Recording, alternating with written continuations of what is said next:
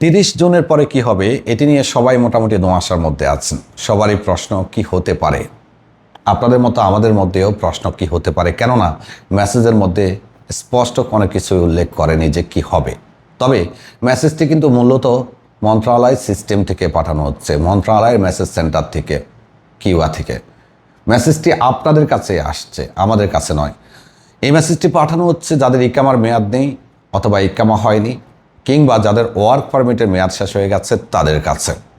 যাদের ইকামার মেয়াদ আছে তাদের কাছে কিন্তু এই মেসেজটি পাঠানো হচ্ছে না। খেয়াল রাখবেন, এখানে কেউই আপনাদেরকে গুজব বা ভুল তথ্য দিচ্ছে না।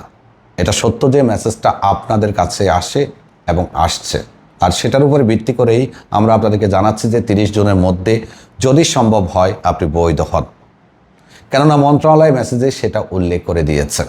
তো কি হতে পারে, কি হবে, এটা আসলে বলা যাচ্ছে না। তবে মন্ত্রণালয় যেহেতু পাঠাচ্ছে, কোনো একটা কিছু হতে পারে। আর এখানে আপনাকে কেউই কাউকে ক্ষতি করার জন্য বলছে না, আপনার নিজের ভালোর জন্যই আমরা আপনাদেরকে পরামর্শ দিচ্ছি যে যদি সম্ভব হয় 30 জুনের মধ্যে আপনি বৈধ হওয়ার চেষ্টা করেন, অথবা যদি দেশে যাওয়ার ইচ্ছা থাকে তাহলে 30 জুনের মধ্যে স্পেশাল এক্সিট লাগিয়ে দেশে যাওয়ার চেষ্টা করেন।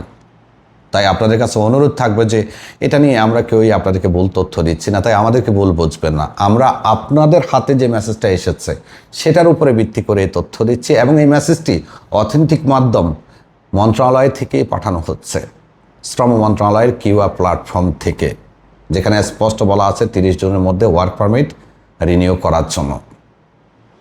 খেয়াল রাখবেন, কিছু একটা হয়তো বা হতে পারে, হওয়ার সম্ভাবনাটাই বেশি দেখছে। ধন্যবাদ, ভালো থাকবেন, আল্লাহ হাফেজ।